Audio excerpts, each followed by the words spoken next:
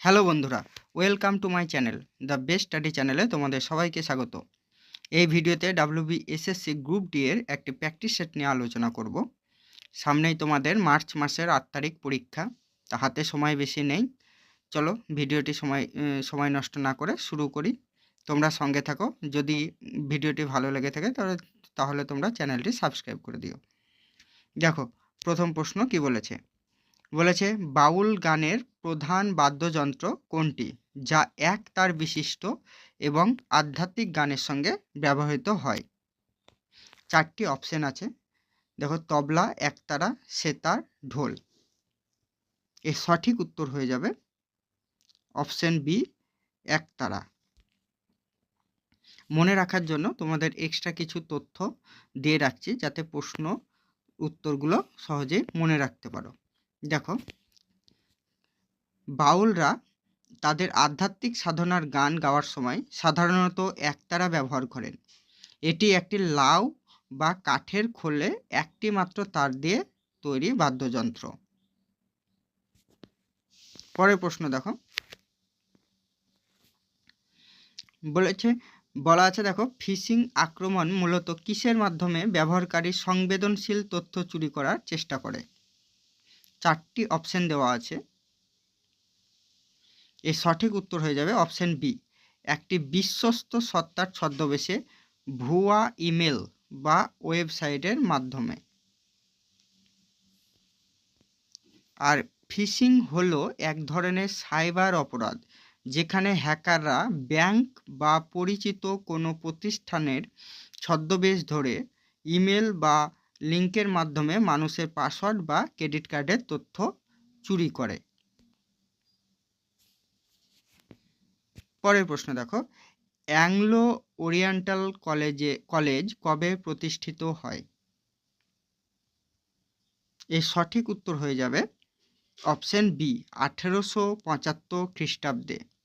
1875 খ্রিস্টাব্দে এই Anglo oriental college প্রতিষ্ঠিত হয়। আর এই অ্যাংলো ওরিয়েন্টাল কলেজ প্রতিষ্ঠা করেন শের সৈয়দ আহমদ খান 1875 সালে।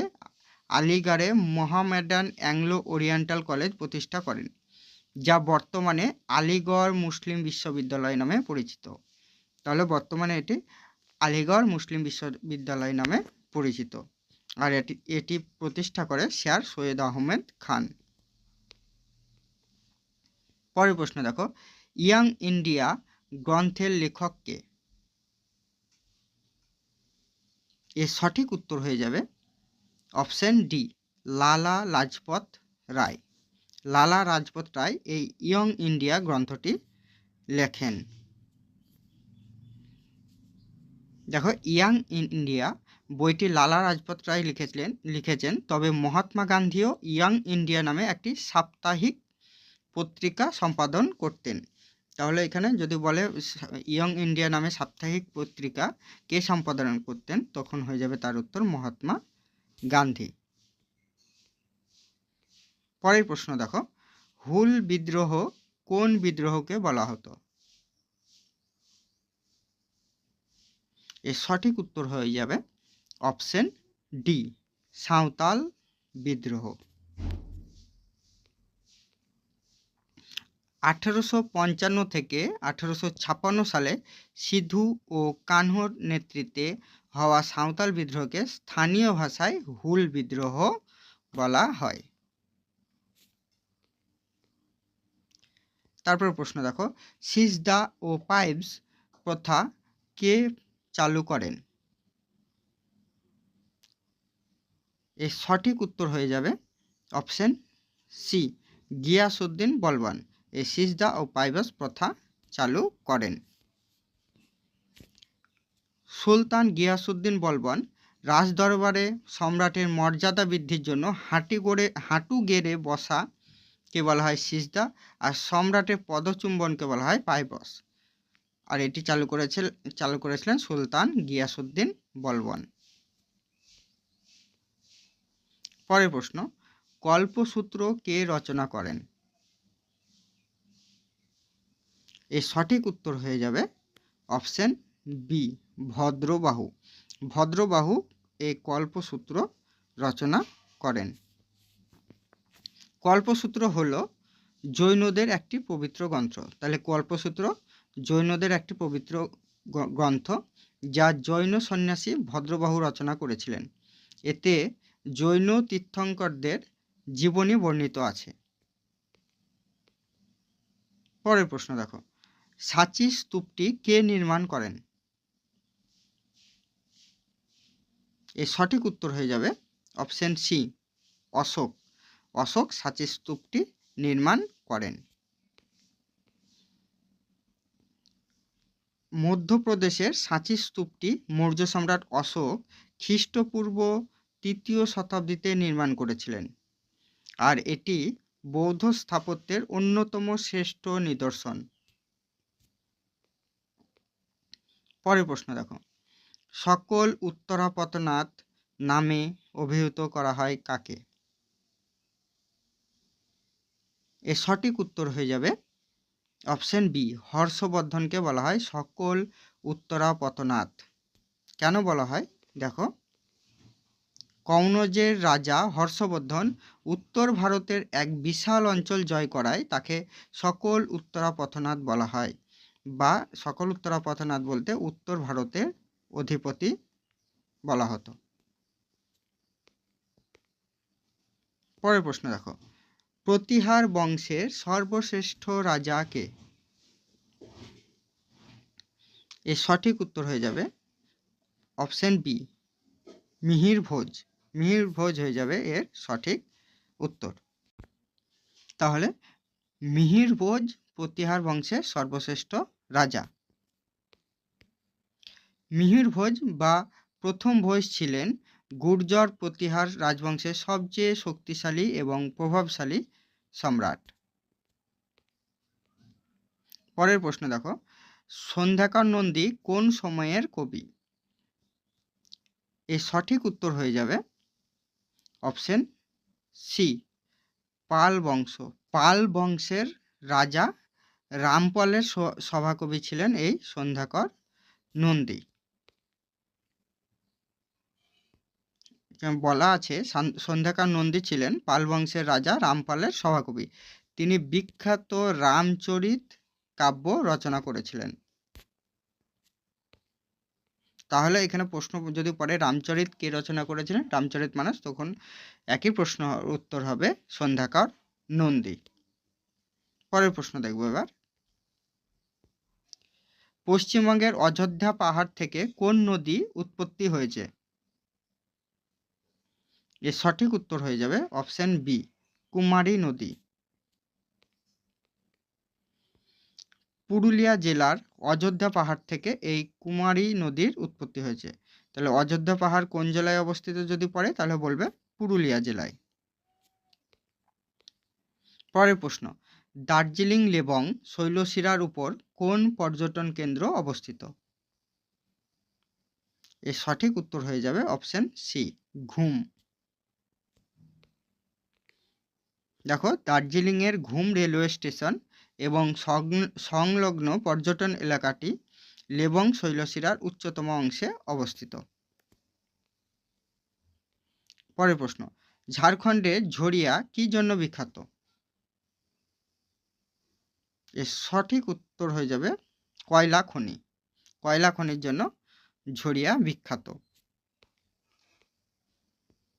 দেখো, ঝরিয়া ভারতের অন্যতম বৃহত্তম এবং প্রাচীনতম কয়লা খনি অঞ্চলের জন্য পরিচিত। আর এই ঝরিয়া কয়লা খনিটি কোন রাজ্যে অবস্থিত যদি পড়ে তাহলে বলবে ঝাড়খণ্ড রাজ্যে। পরের প্রশ্ন দেখো, পশ্চিমবঙ্গের কোথায় অ্যালুমিনিয়াম কর্পোরেশন অফ ইন্ডিয়া কারখানা অবস্থিত? এর সঠিক উত্তর হয়ে যাবে অপশন বি, বেলুড়ে। হাওড়া জেলার বেলুড়ে এই বিখ্যাত অ্যালুমিনিয়াম কারখানাটি অবস্থিত। যদি জেলা বলে তাহলে হয়ে যাবে হাওড়া জেলা। পরের প্রশ্ন, স্বর্ণ জয়ন্তী শহরে রোজগার যোজনা কবে চালু হয়? এর সঠিক উত্তর হয়ে যাবে অপশন ডি। অপশন ডি হয়ে যাবে সঠিক উত্তর 1997 খ্রিস্টাব্দে। শহরাঞ্চলের বেকারদের কর্মসংস্থানের লক্ষ্যে ভারত সরকার 1997 সালের 1 ডিসেম্বর এই যোজনা চালু করে। পরের প্রশ্ন, ভারতের শিল্প পুনর্গঠন নিগম কত সালে গঠিত হয়? দেখো এর সঠিক উত্তর হয়ে যাবে অপশন ডি হয়ে যাবে সঠিক উত্তর, 1991 খ্রিস্টাব্দে। অর্থনৈতিক সংস্কারের অংশ হিসাবে ভারতের শিল্প পুনর্গঠন বোর্ড 1991 সালে পুনর্গঠিত বা বেশি গুরুত্ব পায়। পরের প্রশ্ন, 13তম অর্থ কমিশনের চেয়ারম্যান কে ছিলেন? এর সঠিক উত্তর হয়ে যাবে অপশন বি, বিজয় কেলকার। বিজয় কেলকার ছিলেন 13তম অর্থ কমিশনের চেয়ারম্যান। দেখো বিজয় কেলকার 2007 থেকে 2010 সাল পর্যন্ত 13তম অর্থ কমিশনের চেয়ারম্যান হিসাবে দায়িত্ব পালন করেছিলেন।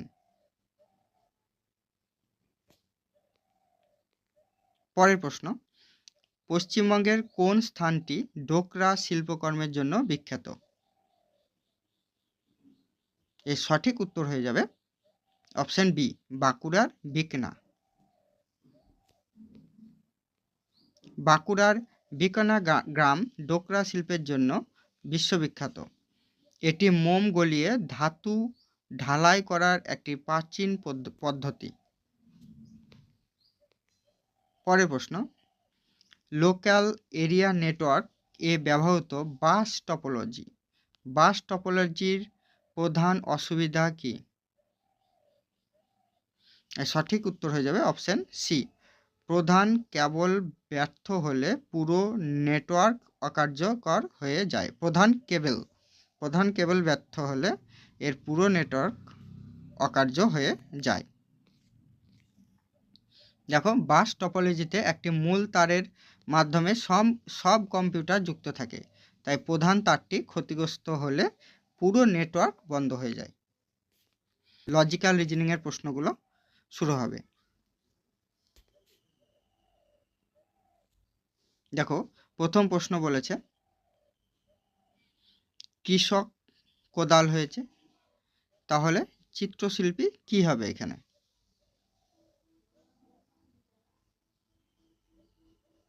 দেখো কৃষকের সঙ্গে কোদাল যদি হয় তাহলে চিত্রশিল্পীর সঙ্গে সঠিক উত্তর হয়ে যাবে অপশন বি, তুলি।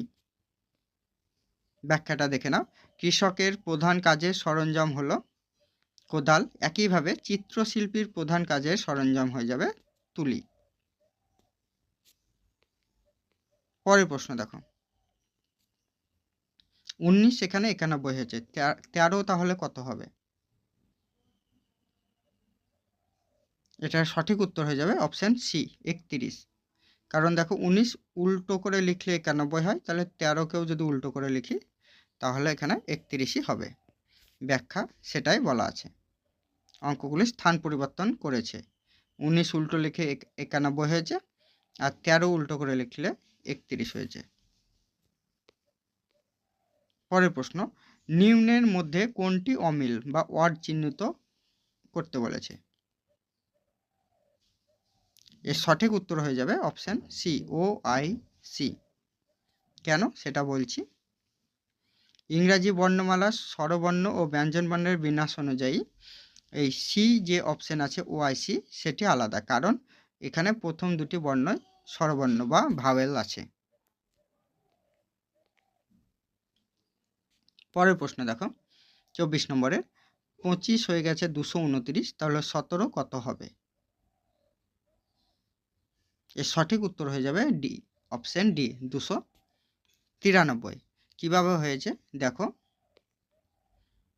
এখানে লজিকটি হলো সংখ্যার সঙ্গে যা সংখ্যা আছে তার বর্গর সঙ্গে 4 যোগ করেছে, তাহলে 15 স্কোয়ারের সঙ্গে যদি 4 যোগ করি তাহলে 215 স্কোয়ার 225, আর 4 যোগ করে হয়েছে 229।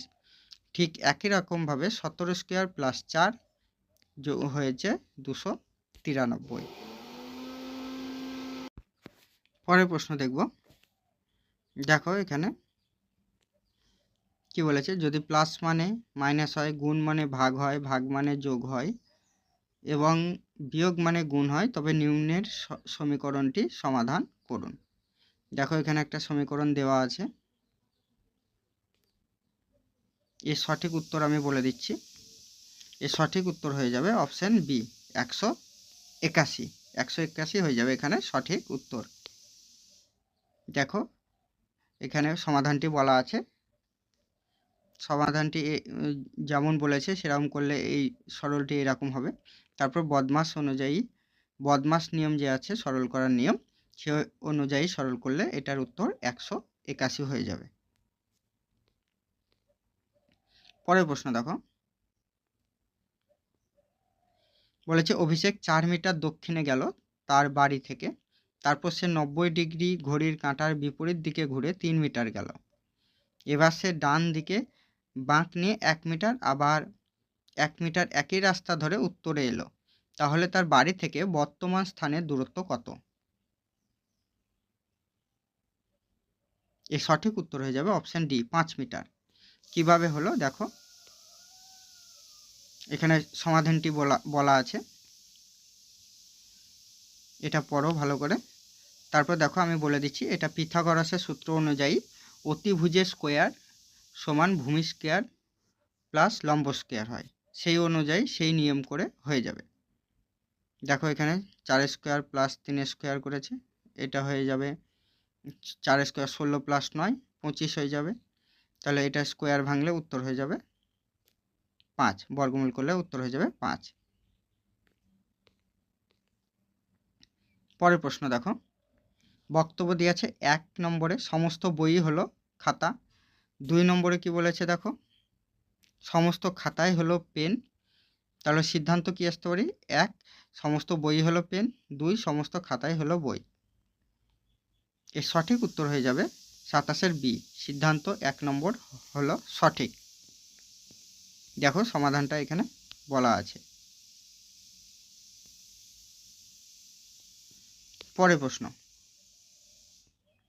দেখো, 7 হয়ে গেছে 48, তাহলে এখানে জিজ্ঞাসার চিহ্ন আছে, এখানে কি হলে এটা বসবে 143 হয়ে যাবে, সেটা বার করতে হবে।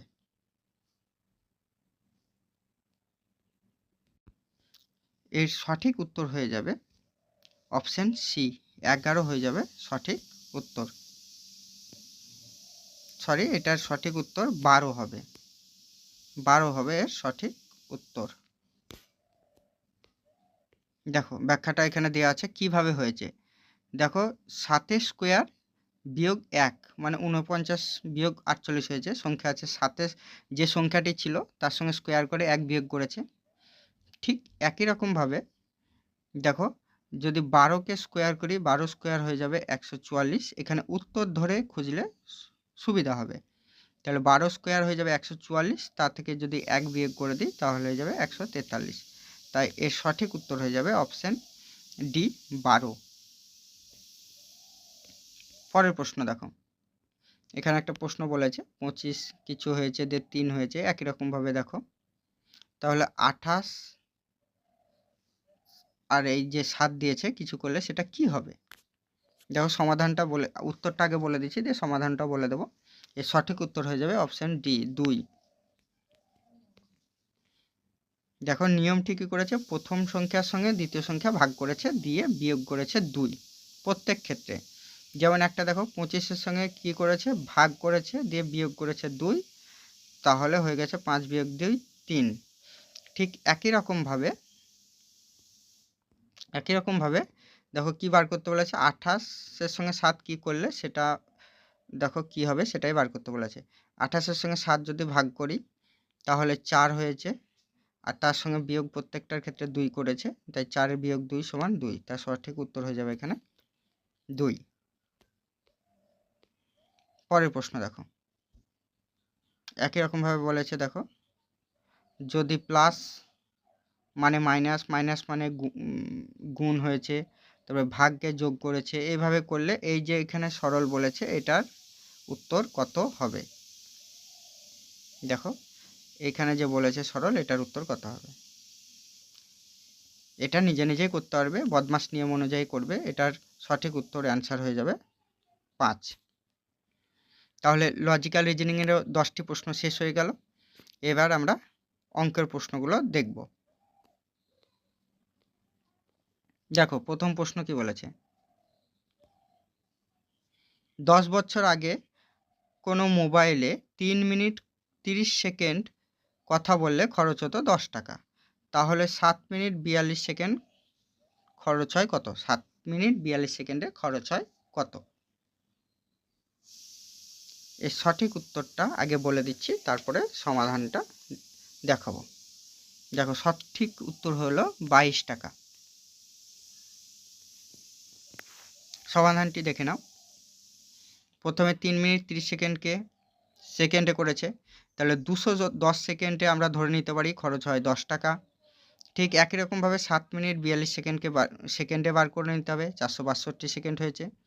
তাহলে ঐকিক নিয়মে বেরিয়ে যাবে, যদি 210 সেকেন্ডে 10 টাকা খরচ হয় তাহলে 462 সেকেন্ডে কত হবে? তাহলে আগে 1 সেকেন্ডে বার করে নিতে হবে, দিয়ে 462 সেকেন্ডে। তাহলে সঠিক উত্তর হয়ে যাবে এখানে 22 টাকা। পরের প্রশ্ন দেখো, এখানে একটা প্রশ্ন বলেছে √x এর মান বার করতে হবে। এর সঠিক উত্তর বলে দিচ্ছি 5। সমাধানটি দেখো, এখানে সমাধানটি দেওয়া আছে। এই √x-কে ধরেছে, ফর্মুলায় ফেলে দিয়েছে, দিয়ে সঠিক উত্তর হয়ে যাবে দেখো 5। পরের প্রশ্ন দেখো, 7 জন বালক ও 3 জন বালিকা একটি কাজ সম্পূর্ণ করে 10 দিনে, অন্যদিকে 4 জন বালক ও 2 জন বালিকা সেই কাজটি করে 8 দিনে, তবে 12 জন বালক একদিনে কত শতাংশ কাজ করবে? এর সঠিক উত্তর হয়ে যাবে অপশান সি, 21%। দেখো সমাধানটি দেখে নাও।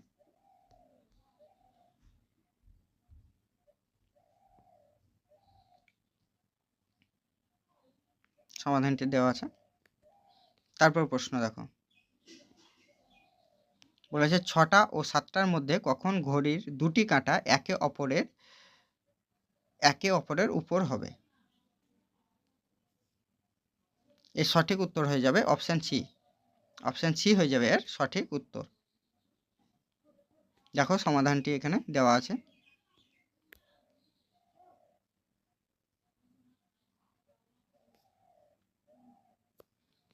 তারপর প্রশ্ন দেখো, দুটি সংখ্যার গসাগু 16 এবং সেই সংখ্যা দুটির পার্থক্য 16, তাহলে সংখ্যা দুটির মধ্যে বড় সংখ্যা কোনটি হবে? বড় সংখ্যা কত?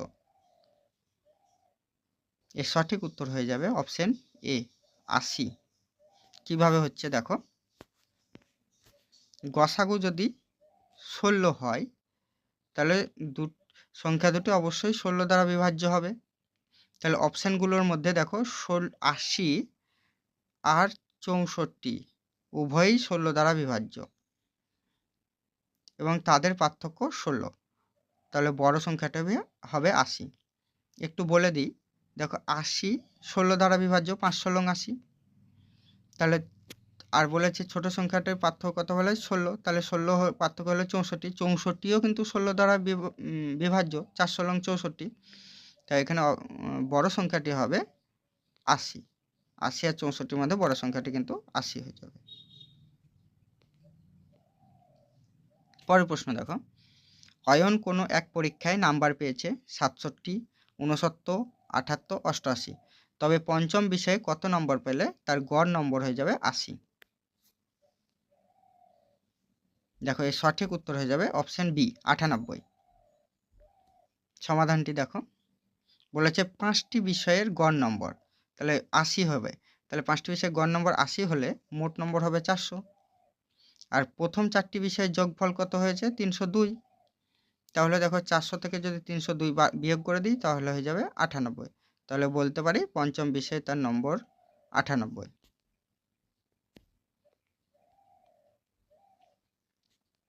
পরের প্রশ্ন দেখো, নিম্নলিখিত সংখ্যাটি ভগ্নাংশে কি হবে?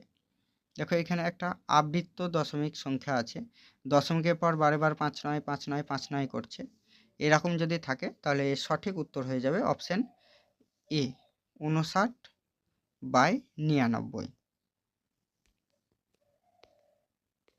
দেখো এখানে বলে দিয়েছে সমাধানটি বিস্তারভাবে। এটি একটা আবৃত্ত দশমিক সংখ্যা যেখানে 5 9 বারবার আছে।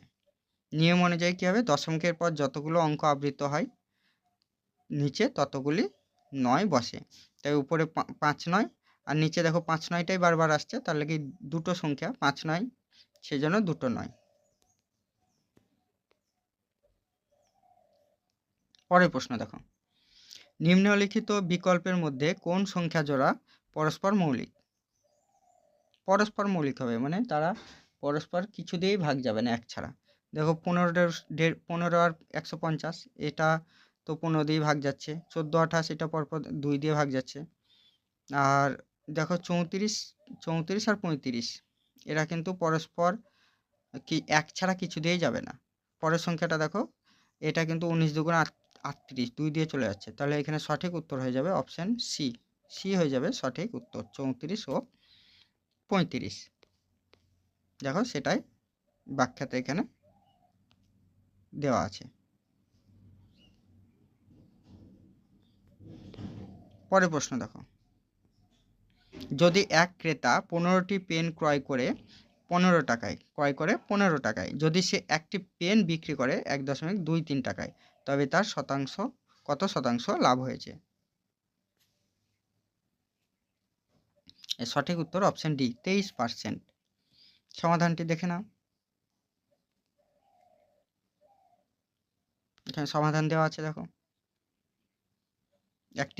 একটি পেনের মূল্য 1 টাকা, বিক্রয় মূল্য 1.23 টাকা, তাহলে লাভ হবে 0.23 টাকা। আর লাভের হার তাহলে এটা শতাংশ মানে 100 দিয়ে গুণ করলেই হয়ে যাবে 23%। পরের প্রশ্ন দেখো, শেষ প্রশ্ন, যদি 10%-এর 24% এর x সমান 240 হয় তবে x এর মান কত? এর সঠিক উত্তর হয়ে যাবে অপশান বি 10,000। দেখো কিভাবে হচ্ছে, সমাধানটা দেখাচ্ছি। দেখো এখানে প্রশ্ন মতে x গণিত 24/100 গণিত 10/100 সমান 240, তাহলে x এর মান ঐকিক নিয়মে বেরিয়ে যাবে।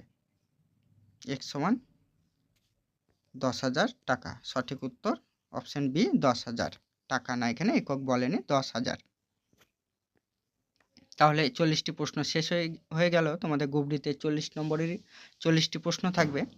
তাই আজ এই ভিডিওটি এই পর্যন্তই। যদি তোমাদের ভালো লেগে থাকে তাহলে চ্যানেলটি সাবস্ক্রাইব করে দিও, আর কেমন লাগলো ভিডিওটি কমেন্টে জানিও।